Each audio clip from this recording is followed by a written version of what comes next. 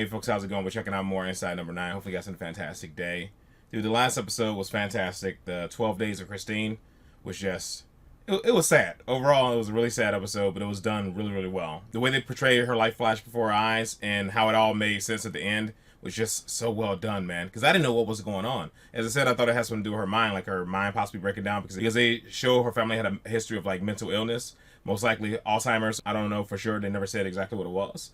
But I thought it was a chance that was what was going on, that she was like slowly losing her mind. There was a chance that the twist was gonna be she was gonna be in like in a sane asylum or maybe just somewhere slowly, losing her faculties, just slowly unraveling and thinking all this stuff is going on, but her just kind of like, I don't know, lost in her memories, and she was just gonna be in a home or something like that. I just wasn't sure, like the show does. You're not sure exactly what's going on, and you can think that you're piecing it together, but you're never right in the end. If that makes sense. They do a good job of doing that, where you think you've guessing your way in the right direction, you're just not. You just never put it together correctly in the end. It was such a good episode, man, but also a really sad episode because she's such a sweet person, and you see her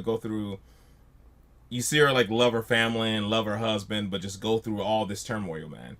She's clearly the responsible one and realize you have to put things aside to be a mom and be a parent, and he still is just talking about how things used to be, as opposed to saying like, hey, I'm a dad now and we have to move forward with this. She clearly felt down on herself at that party, which is like terrible. Then when they were going on vacation, he was mad at her because her mom couldn't watch the kid because her dad just passed away. Just, I don't know, all around like douchebaggery, and she's just trying to hold everything together for the family and stuff, and the dude just being like a cunt, I guess is the best way I put it.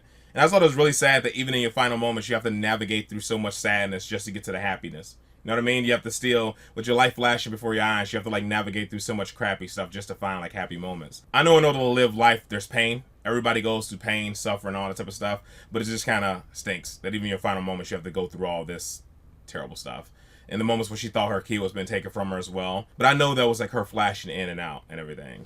And I know, of course, this isn't based on reality or anything. It's just based on their perception of living your final moments in your life flashing before your eyes. But just think about if I was like passing away and if I had to navigate through all the terrible shit in my life before I got to all the good stuff, I guess you can't get pleasure without the pain. Well, like when I lost my virginity and it was awkward afterwards, like just cut the awkward part out. Cut that out. just keep the good part. You know what I mean? Just keep all the goodness. So, but it definitely was raw and real and sad, man. And I know that's not the whole point of her life flashing before our eyes. It's just to get all the good stuff. I know it's like a deeper meaning and stuff to it, and Lynn went into detail. I was just thinking about that. Like, if I pass away, I just want a bunch of good stuff, because that's what I want. But it still was done really well, where she was able to actually say goodbye to her loved ones and stuff, man. She was able to accept death and pass away with a smile, man. And I think a lot of people hope that they can die without pain, surrounded by loved ones, and be able to accept death with a smile like she did in the end. I definitely appreciate Belladonna for sending me a breakdown as well. I watched the entire breakdown. That was done really, really good. I think the YouTuber's name was Lynn, and I'm going to put the link in the description of this video so you guys want to check it out as well. It's like a 37-minute breakdown. It was really, really good. Just the episode and her going into every scene and all that stuff. She just did such a good job breaking everything down. And even the timeline, what she thought the timeline was and stuff too. But overall, man, it was a good episode and I enjoyed it a ton. I talked a bit too long in the front of this one. I might put a timer so you guys just jump ahead of it. So, yeah, let's just go ahead and jump into this. We'll talk about it more at the end.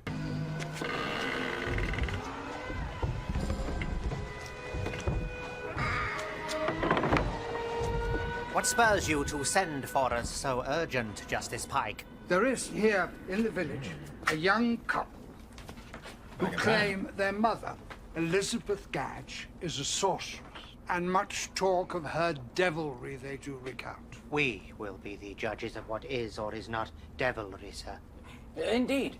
We've just ridden from Southampton, where an iron founder had reported a black imp hopping side to side in a chimney stack and taunting him that his hair was fair like a maiden. Oh, monstrous. In truth, the imp was nothing but a carrion crow caught by the leg in a griddle. Indeed, things are not always as they seem. It is true. The crow may not have been an imp, but was in fact a familiar, and it did tell us when questioned the iron founder was himself bedeviled. The crow did not tell me that, Mr. Warren. I heard it say nothing. What action was served? We were paid by the mayor quite handsomely, and the iron founder was set to trial in accordance with our methods. And was he found guilty? After several hours, his tongue was made loose. By what persuasion? It was cut from his head with tailor's scissors, to which he died. The devil did throttle him that he would not reveal his accomplices. Your reputations precede you, gentlemen. News of our witches spread. Our inns are thriving with new trade. Not since the escaped cow has there been such excitement here. Then let there be investigation and arraignment of this old woman, and in the morning we will consider how far Satan prevails amongst you in respect of witchcraft. Heaven save us. I have a list of fees and expenses thus far, Justice Pike. Yes, of course it will be paid forthwith. Linen and sundries, pomade and foot part of various inns and dwelling houses in and of our 3-day ride, and to maintain the company of our horse, 20 shillings. 20 shillings. Yes, well, I suppose there are yet 2 of you. This was for my services alone. Mr. Clark has his own bill for presentment. Oh, I see. Which can be visited after a verdict is settled, Justice Pike, lest she is innocent and her accusers prove wrong. 'Tis unlikely from the little I have heard. Which is nothing. Let us at least hear the testimony of the poor old crone before we reward ourselves with gold for burning her to death. Before we begin, gentlemen, would you permit me to set down your likeness in my book that I may remember this our meeting? Of course. Thank you. I will have it framed and hang it in your honor. She must be here. She'll let him in, Your Honor. Very well. Yeah, fair.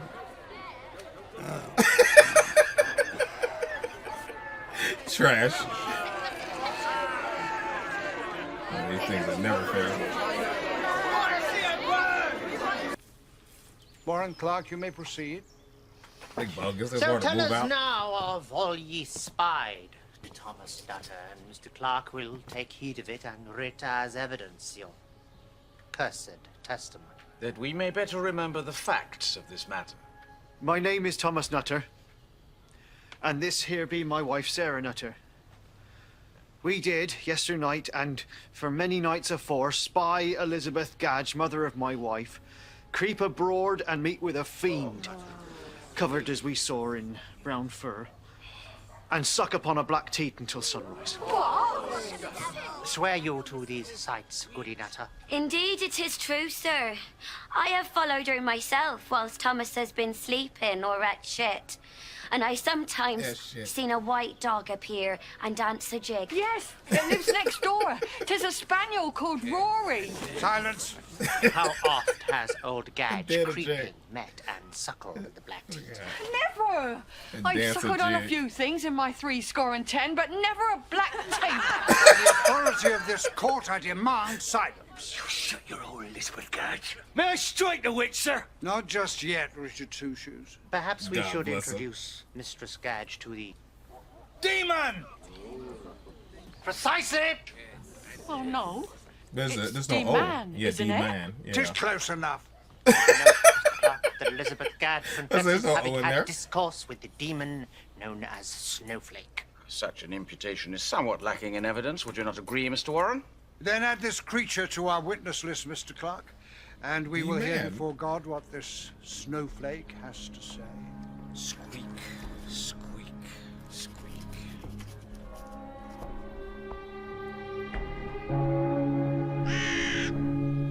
What is your name? George Waterhouse. And you have witnessed events which may be of some interest to this hearing? Well, only this. I did spy Elizabeth Gadge fly out the window on a shovel, whereas she rode to the Sabbath and did kiss the devil's ass and eat a baby's face off. When? Just a Making moment. shit up. All the making shit up. And eat a baby's face off. Have a brown hat of such a description. It is for winter and the cold. And does this hat walk upright on 2 legs and have hang from it a black teat? It's plain as I remember. And being a hat has no legs or titties to speak of. Had a titties. Something amuse you, Mr. Waterhouse? With titties. It would be unfortunate that our discovery of this sorceress should uncover divers others in this court. Not since summer last have Mr. Clark and I unearthed a coven of witches. I read of it. 'Twas in Leeds. I did meet sometimes with him after dark. He would Very good. pay me a shilling a sucker and I would do it. Have you spent night after night with this vile hag? Yes, your worship. But she's my wife, and 'tis the law, is it not? We were referring to Oh, old bogus. Mr. Gadge. Is it true you've had several nighttime meetings with her? Cold-blooded. No, sir. On the eyes of my children, I swear. 'Twas done only to pay my son-in-law rent. He would always cry your name when he did climax and throw out his curdle. For the court records, is Colonel, that oh. any comfort, Goody Two-Shoes? Funny of my mouth. He liked not your teeth and said they were like a box of nails should he put in his rod. I never said that. My wife can suck like a leech. Show Sir Andrew what miracles your mouth can work. Oh no. That will not be necessary. Come, Mr. Two Shoes. The old woman's life hangs in the balance if you do not confess it. Richard, they will burn me else. Did I not bring you pleasure? Is that the same woman as yesterday? She seems taller than before. She has been stretched, Your Honor, in pursuit of the truth. Bring in her accusers. The court calls the demon known as Snowflake. Please, please remain calm. You have nothing to fear. Christ in heaven, it's transformed itself into a bottle! This is a dig vet. The bottle is indeed a bottle, and the familiar hides inside. Hello, my lovely. She is a witch. See, 'tis proved. It's only a mouse. Elizabeth Gadge, do you now acknowledge your crimes? Did you meet and have relations with a fiend, dance with a white dog, and keep counsel with this monstrous familiar? And did you by transfection fly to the Sabbath on a shovel and lick and caress the devil's ass with your long probing tongue? Never. But your familiar has proven otherwise. Prepare the witch for execution. Elizabeth Ann Gadge, you have been found guilty of witchcraft and are to be taken to a place of execution where you will be burned at the stake until you are dead. You put all your belongings on the fire. 2 birds, 1 stone and all that. Yeah, we've Trash. moved the babes up to the attic room. Aye. We've yet so much space. Goody garden next door is green with envy. She says she's going to accuse her mother. Well, she better not. So I'll be doing it.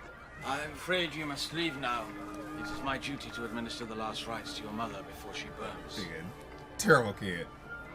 Righto, we best take to our seats. Kiss the devil's ass for me. Goodbye, mother. I'm sorry. Terrible daughter, shitty son-in-law.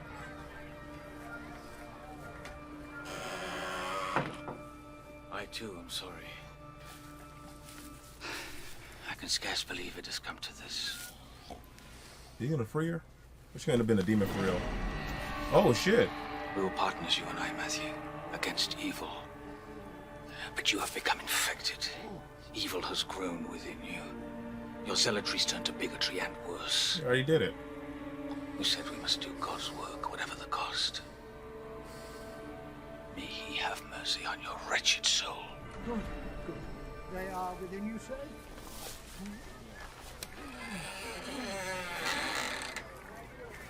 Ah, they're selling these hats at the fair. Rather amusing, I thought.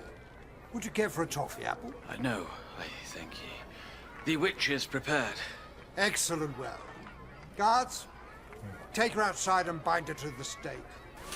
I've yet to see Mr. Warren. I have money here to present. I shall see that he gets it. Let us hope there are no more witch trials in Little Happens. No, for myself, I'm glad. A most rewarding endeavor. I should rather miss all the excitement.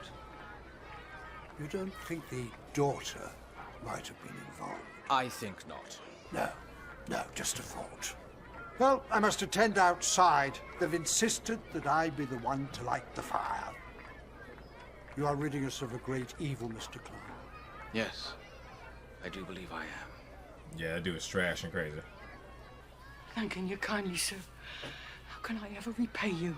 Your continued life is my reward, Elizabeth. Here, take this. You must away from this village, lest our stratagem be discovered. Let me first but suck you, little sir, to show my gratitude. Oh my God. You murdered your friend, Mr. Clark. What I did for the Lord. And the devil thanks you kindly. Bro, what? Bro, I was like, I think this lady's actually a witch for real. But I thought she was gonna, like, do something to the whole town, like... Oh, no. Come, Snowflake. Our work here is done. Let's to the Sabbath and tell our master these happy tidings.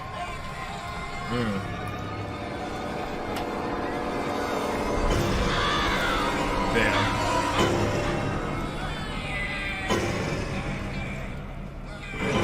Of course, the loony... Oh, my God. Like I said before, you don't know exactly what direction the show's gonna go in, but I kind of knew what direction it's gonna go in. I wasn't sure, and I didn't want to guess early. But as I was watching it, maybe 15 minutes in, I was thinking, there might be a chance she's gonna be a witch for real. I think that's where this is going, that she might be a witch. But I'm like, that's too obvious. So I'm not gonna guess that. I'm just gonna keep on watching and assume old boy is just freaking crazy and get the village to turn on his buddy because he's gonna try to, like, bring reason and stuff, you know, convince them, like, hey guys, we're going down the wrong route, because old boy was bringing reason to the trial, you know, because even when the guy said she was eating baby faces and licking asses and stuff like that, he questioned him and realized that her husband owed money and that the cows died, you know.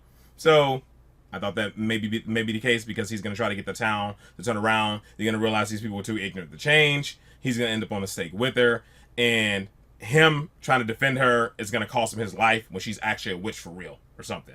So him, like, standing his ground is going to cost him his life, and the witch is going to survive somehow and then kill everybody. I don't know. I just wasn't sure exactly where it was going to go, but while watching this, I'm like, it seems too predictable for her to be the witch.